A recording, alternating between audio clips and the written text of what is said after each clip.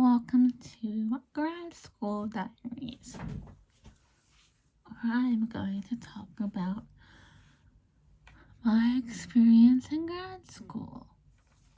So, in December of 2023, I decided to apply for a MLIS degree, which is Master of Library and Information Science.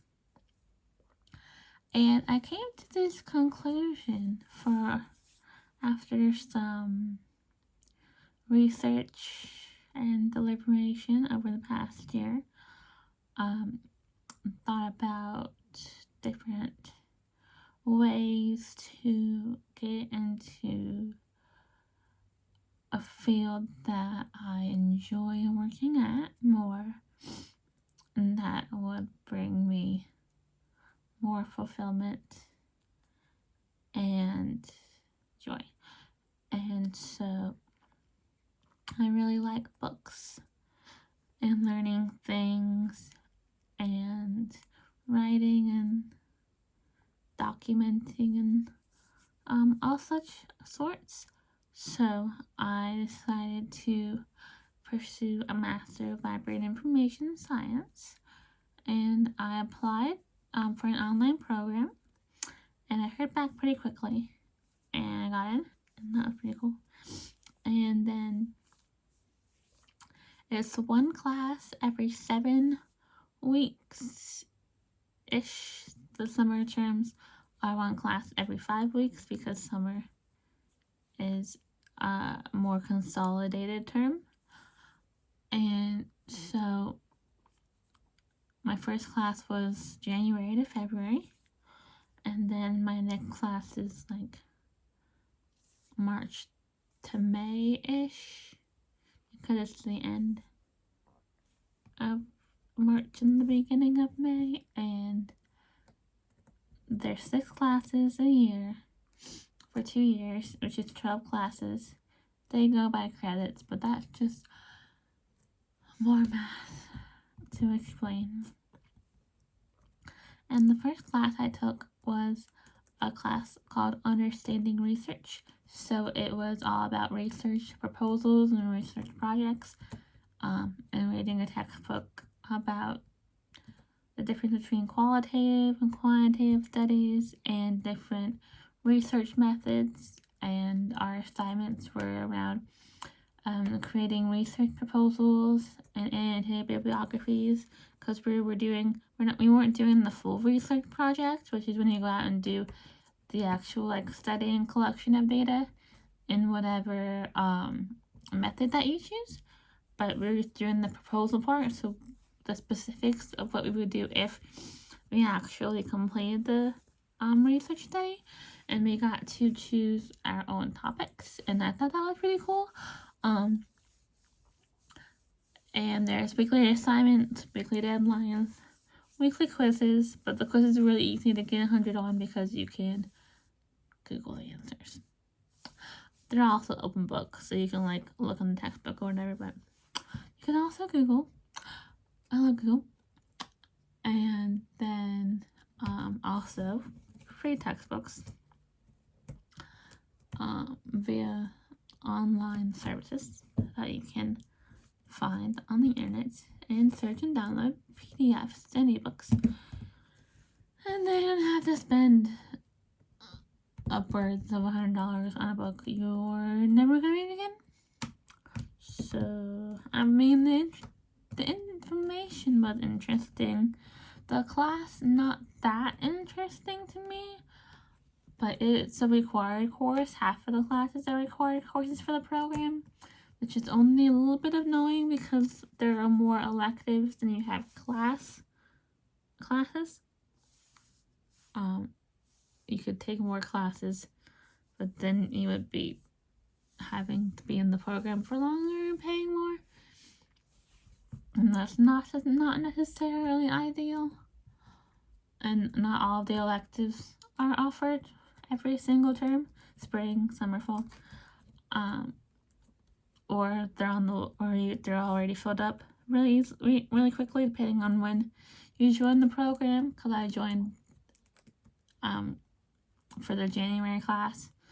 So a lot of the classes that I would take were already full. But I got my fun electives for the fall, which are the ones that I want to take, because they're focused on what I'm choosing to go into, or in the specifics. Because you can study generally or pick a pathway. So I'm going to focus in archival studies, which I think is really cool. Just learning about archives and preserving history and documenting things and learning about all of that, I think will be pretty cool. And surprisingly to me, because I didn't really understand how the grading worked, because the website factors in all the assignments that haven't been submitted yet throughout the term as zeros. So sometimes your grade is really low because you haven't got to the part of the class where you have to complete that assignment yet. So I don't really enjoy that part. But getting 2 not so great grades in the scheme of getting pretty good grades in most of the assignments, I still got an A- overall in the class. Probably helped by some of the easy quizzes or weekly assignments that were pretty easy to get like A's or B's on.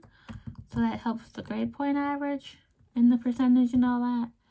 So I got an A- in my first grad school class, and I got a B+ on my final research proposal, which I think is pretty cool. Because every time I did an assignment, I was like, am I doing this right? I don't know. Google, help me. Or YouTube. I like to use YouTube as a search engine. Primarily for like, how do I do this thing? There's like a channel called Smart Student, and that one's really good because it was like helping me with like formatting and like citations and stuff. Because I went to school, I graduated from high school. I graduated from college 10 years ago, so I haven't been in the academic area that way.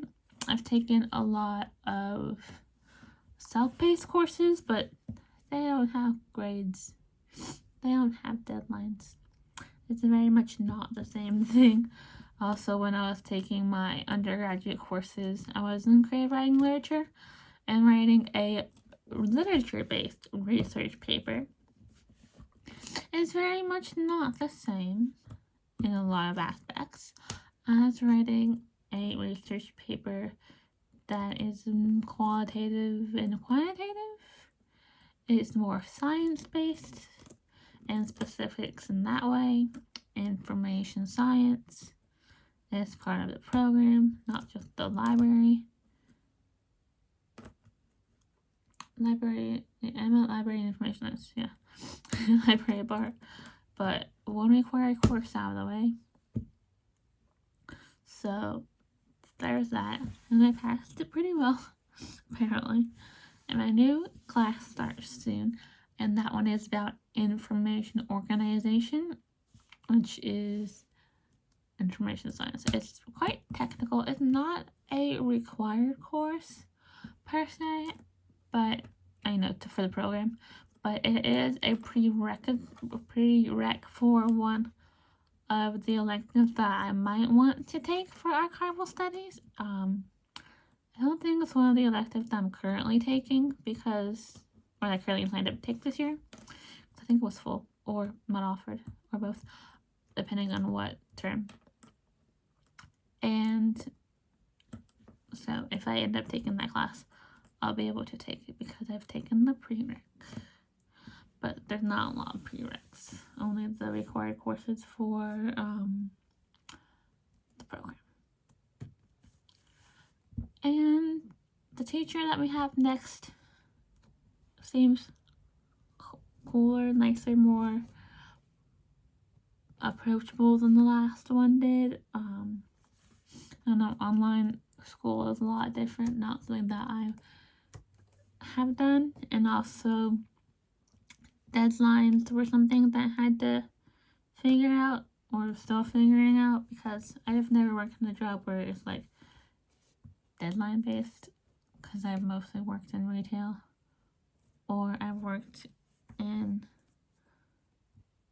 like online jobs that weren't deadline based like that. But I'm excited for the classes that I'm going to be taking and learning about that. Learning a lot of stuff I didn't know, but also learning like what I like and what I don't like, and trying to plan around being a good student. Like, taking my classes and doing the work and stuff and getting a good grade. And also working. I only work part-time, which is good for having time to plan for classes, but is not sustainable in some other areas of life. So it's a bit tricky to figure some things out when it comes to that. But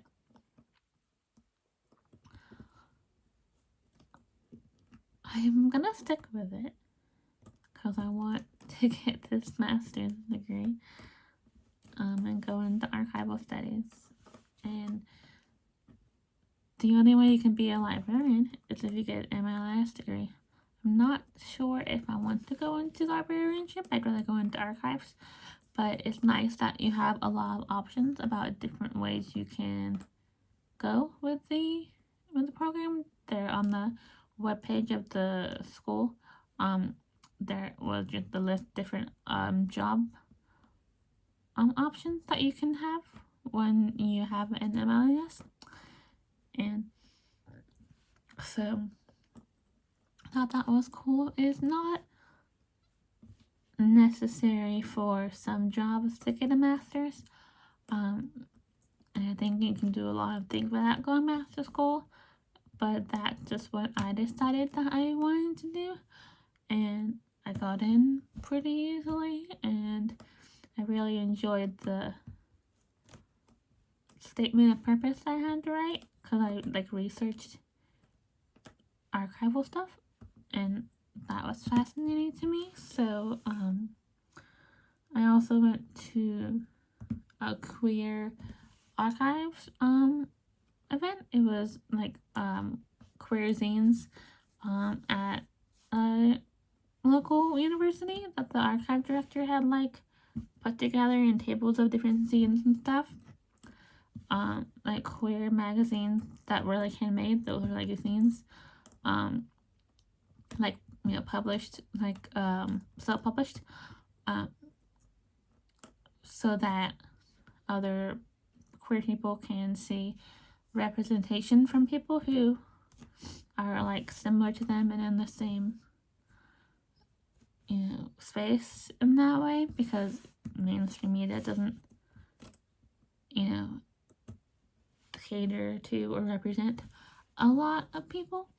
And it was really cool to go there and see all those, and it was in the archives. It wasn't in the archives, but it was there's an archive room. You weren't looking through archives, shelves of information, papers and stuff. It's all laid out and presented in a certain way, but you can look through all of the zines and stuff. And it was just really cool to see that kind of thing in person. Kind of reminds me of what I want to do this for, because sometimes you're what am I doing this for? Or you take a class and you're how is this relevant? I'm not going to be a researcher. it taught me that I don't want to be a researcher. I like researching things and learning about things, but not to the point of having to apply them in some sort of report, like research paper or something. I mean, sometimes it's good to learn things and apply them, because then you can use the knowledge that you've gained as not just a head full of knowledge that doesn't go anywhere. But sometimes it's not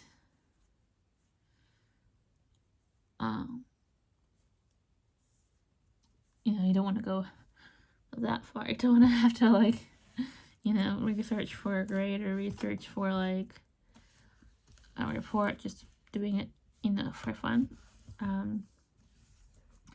Grad school is a little bit different, especially online grad school. I don't know, there's just a lot of differences. I did go to a year of grad school right out of college, did not enjoy it, and left. But it was for poetry. It was not for MLIS. Totally different thing. And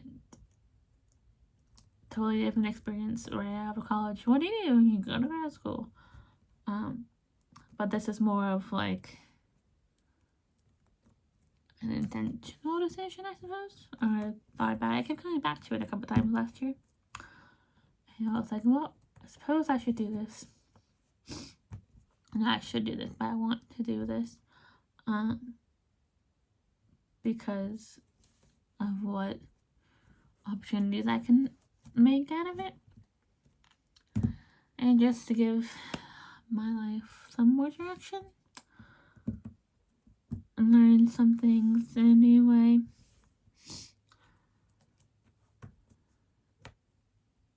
Because I've always been the kind of person who doesn't know what they want to do with their life. I went to school for creative writing because that's what I did in my free time. I wrote creatively. And then I graduated and I worked in retail. And then I got some online jobs that I didn't like, that were more, in the healthcare field. But were retail-ish in some ways. And now I'm back in the retail space, part-time. And even though I'm going to grad school, I'm still trying to figure out what I'm doing in my life, so I'm not sure how well that's worked out yet. But, some things, probably everything, a lot of things, some things, not everything, some things are temporary, and so you just have to go with it and find ways to enjoy the journey and figure out what you want to do, even if you're doing that by figuring out what you don't want to do. Sometimes that's the path that I find myself on. I'm like, I don't want to do this. Well, what do I want to do instead? I'm not really sure about that part. It's the opposite of what you don't want to do. But it's easier to find out what I don't want to do.